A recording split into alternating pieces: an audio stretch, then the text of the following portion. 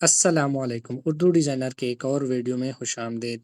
اس video میں ہم Urdu designer کے نئے اپڈیٹ میں شامل ٹیبل کے آپشن کو ایکسپلور کریں گے اور جانیں گے کہ اس کو ہم نے کیسے استعمال کرنا ہے۔ سب سے پہلے ہم ٹیبل کے آپشن پر کلک کر لیتے ہیں۔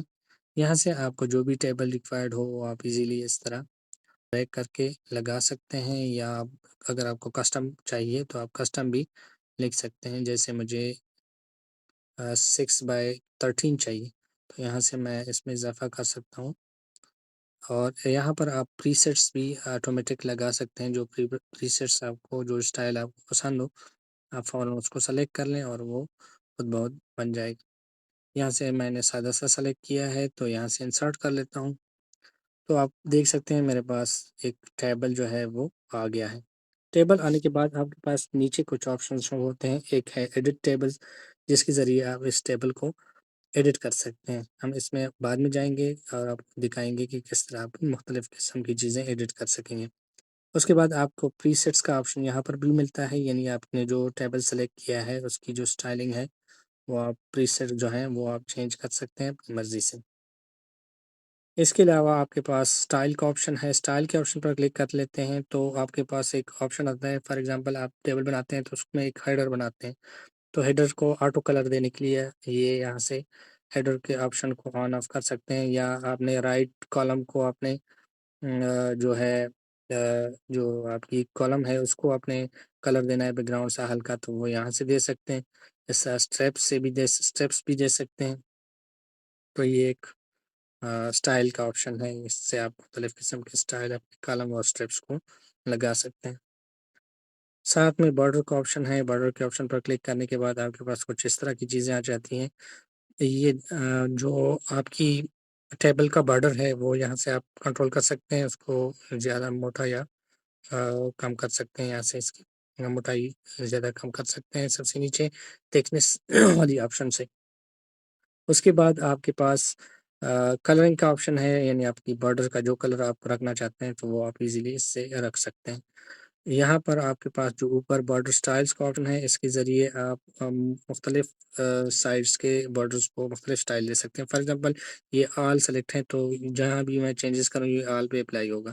اگر میں صرف کالم پہ سلیکٹ کروں تو کالم پہ یہ چینجز اپلائی ہوں گے۔ اسی طرح انر پہ کروں یا آؤٹر پہ کروں، مختلف فنکشنز آپ کو یہاں مل جائیں گے۔ یعنی صرف مجھے روز کی بارڈرز چاہیے تو روز کی یہ بہت بہت بارڈرز نکال کے آپ کو دکھا دے گا۔ اس طرح آپ ہمارے پاس اسپیسنگ کا آپشن ہے۔ اگر آپ نے ٹیکسٹ لکھا ہوا ہے تو یہ یہاں سے اس کی اسپیسنگ یہاں سے کنٹرول کی جا سکتی ہے۔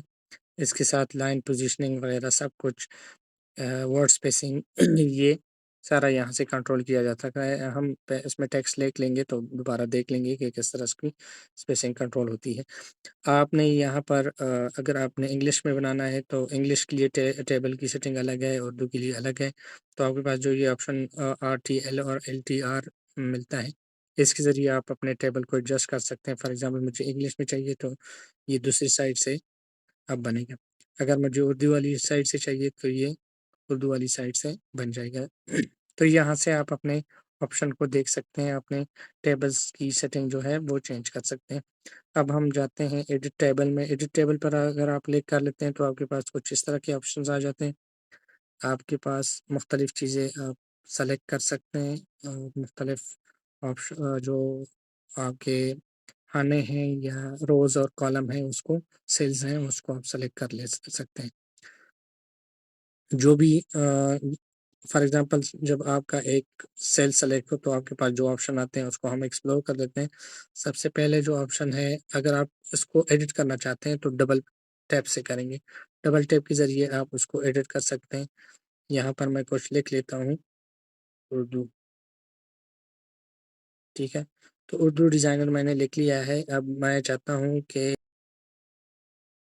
ٹھیک ہے، یہ میں نے سلیکٹ کیا ہے تو میرے پاس جو آپشن سب سے پہلے آتا ہے وہاں پر آٹو لکھا ہوا ہے۔ آٹو پہ کلک کریں گے تو آپ کے پاس فونٹس کا آپشن آ جائے گا، مطلب آپ نے جو فونٹ چینج کرنا ہے وہ ایزیلی آپ یہاں سے چینج کر سکتے ہیں۔ فار ایگزامپل مجھے یہ فونٹ چاہیے تو یا کوئی بھی فونٹ آپ لگا سکتے ہیں، تو ایزیلی وہ فونٹ اپلائی ہو جائے گا۔ اس کے بعد آپ کے پاس سائز کا آپشن ہے، فونٹ کو جتنا بڑا کم کرنا ہے وہ یہاں سے کر سکتے ہیں۔ اس کے بعد آپ کے پاس بولڈ کا آپشن ہے، بولڈ اور اٹالک کا آپشن ہے، یہاں سے بولڈ اور اٹالک کر سکتے ہیں۔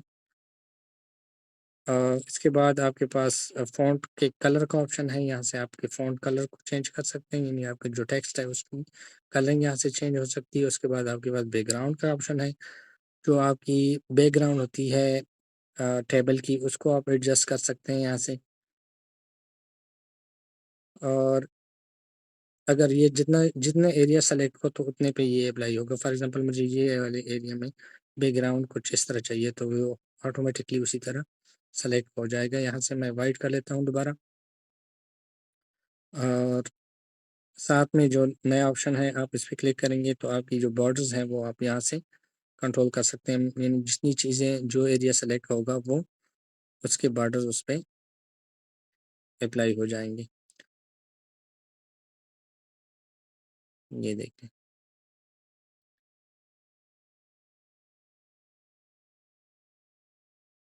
اس کے بعد آپ کے پاس RTL اور دوسرا والا آپشن یہاں پر بھی ہے، مطلب انگلش یا اردو کا آپ کرنا ہے تو آپ ایزیلی اس کو کر سکتے ہیں۔ فار ایگزامپل میں دوبارہ اردو میں کر لیتا ہوں۔ اس کے بعد آپ کے پاس الائن کا آپشن ہے، الائن کے آپشن پر کلک کرتے ہیں۔ فار ایگزامپل میں اس کو الائن کرنا چاہتا ہوں تو الائن پہ کلک کرنے کے بعد آپ اس کو کسی بھی سائڈ سے الائن کر سکتے ہیں، جتنے آپ کی روز یا کالم سلیکٹ ہوں گے اس پہ یہ اپلائی ہو سکتا ہے، اپنی مرضی سے کر سکتے ہیں۔ اس کے علاوہ ٹیکسٹ کی جو روٹیشن ہے اس کو بھی آپ کنٹرول کر سکتے ہیں۔ فار ایگزامپل مجھے یہ ٹیکسٹ اسی طرح چاہیے تو آپ آٹومیٹکلی اس کو کنٹرول کر سکتے ہیں، یہاں سے اس طرف سے چاہیے اس طرف چاہیے، سب طریقے سے آپ اس کو اپنے کنٹرول میں کر سکتے ہیں۔ اس کے بعد ہمارے پاس انسرٹ کا آپشن ہے، انسرٹ کے آپشن سے آپ مختلف چیزیں پرفارم کر سکتے ہیں، مختلف روز کو آپس میں مرج کر سکتے ہیں، ڈیلیٹ کر سکتے ہیں، مختلف آپشنز ہیں یہاں پر آپ کو مل جائیں گے۔ فار ایگزامپل مجھے یہ 4 جو کھانے ہیں، سیلز ہیں، اس کو مرج کرنا ہے تو اس کو آپ ایزیلی مرج کر سکتے ہیں۔ مرج کرنے کے بعد وہ اس کا جتنا بھی ڈیٹا ہوگا وہ ایک میں کنورٹ ہو جائے گا اور آپ ایزیلی اس میں چینجز بھی کر سکتے ہیں۔ اس سے مطلب ایک سیل بن جاتا ہے، آپ کسی بھی ٹیبل میں آپ کسٹم سیل وغیرہ اس طرح بنا سکتے ہیں۔ اس کے بعد آپ کے پاس ڈیلیٹ کا آپشن ہے، کالم کو ڈیلیٹ کرنا ہے یا رو کو ڈیلیٹ کرنا ہے وہ آپ ایزیلی کر سکتے ہیں۔ فار ایگزامپل مجھے یہ ڈیلیٹ کرنا ہے تو ڈیلیٹ رو پہ کلک کر لیتا ہوں، وہ ڈیلیٹ ہو گیا ہے۔ مجھے کالم کو ڈیلیٹ کرنا ہے فار ایگزامپل تو ڈیلیٹ کالم کر لیتا ہوں، وہ ڈیلیٹ ہو گیا ہے۔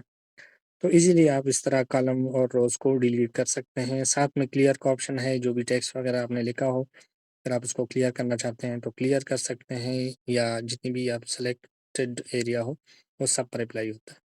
آپ کے پاس A to Z ہے اور Z to A کا آپشن ہے۔ فار ایگزامپل آپ کا اوپر کا ڈیٹا ہے، آپ اس کو نیچے لانا چاہتے ہیں تو ایک ہی آپشن سے آپ اوپر والے ڈیٹے کو نیچے لا سکتے ہیں اور نیچے والے ڈیٹے کو اوپر لا سکتے ہیں۔ اس کے بعد آپ کے پاس فل کا آپشن ہے۔ فار ایگزامپل میں نے یہاں پر کچھ لکھ لیا، کچھ بھی آپ لکھ سکتے ہیں، نام، ٹھیک ہے، نام میں نے لکھ لیا ہے۔ تو اب میں چاہتا ہوں کہ یہ جتنے بھی ایریا ہو اس سب میں یہ سب یہ نام نہیں لکھا ہو، تو آپ ان ایریا کو سلیکٹ کریں، جتنے بھی ایریا میں آپ نے یہ لفظ لکھنا ہے تو فل پہ کلک کریں گے تو وہ آٹو اسی جگہ پر فل ہو جائے گا۔ اس میں اتنے ہی آپشن تھے۔ اس کے بعد ہم جاتے ہیں اسٹائل پہ۔ اسٹائل میں وہی 8 چیزیں ہیں جو پہلے میں نے بتائی تھی۔ سلیکٹڈ ایریا پر آپ اپنی اسٹائل، اپنی ہیڈرز وغیرہ بنا سکتے ہیں، کالم، رائٹ کالم، جو بھی پہلے ہم نے اس کو ڈسکس کیا ہے۔ اس کے بعد ہمارے پاس بارڈر کا آپشن ہے۔ بارڈر کے آپشن سے وہی چیزیں ہیں، وہی بارڈرز آپ آل پہ اپلائی کر سکتے ہیں، سنگل وہ چیزیں جو پہلے ہم نے دیکھ لی ہیں۔ اس کے بعد ہمارے پاس ٹیکسٹ اسپیس ہے۔ ٹیکسٹ اسپیس اگر آپ کے پاس 2 الفاظ ہے، فار ایگزامپل میں یہاں پر فل کرنے کے بعد مجھے ٹیکسٹ اسپیس میں جانا ہے۔ اچھا، ٹیکسٹ اسپیس میں آپ اس کو ٹیکسٹ اسپیس دے سکتے ہیں، نام کو بڑا اور چھوٹا کر سکتے ہیں۔ اگر وہ لائن اسپیسنگ ہو، مطلب 2 لائنز میں ہو، تو یہاں سے 2 لائنز میں اسپیسنگ کنٹرول کر سکتے ہیں، اور ورڈ اسپیسنگ میں آپ الفاظ کے درمیان اسپیس کو کنٹرول کر سکتے ہیں۔ اس کے بعد ٹیبل اسپیس کا ایک آپشن ہے، جس کے ذریعے آپ ٹیبل میں موجود اسپیسنگ کو کنٹرول کر سکتے ہیں، مطلب آپ کی جو ٹیکسٹ ہے اندر، اس کی اسپیسنگ کو بھی آپ ایزیلی کنٹرول کر سکتے ہیں، اس کی پوزیشنز کو کنٹرول کر سکتے ہیں، آپس کی جو اسپیس ہے سیلز کی، اس کو یہاں سے کنٹرول کر سکتے ہیں۔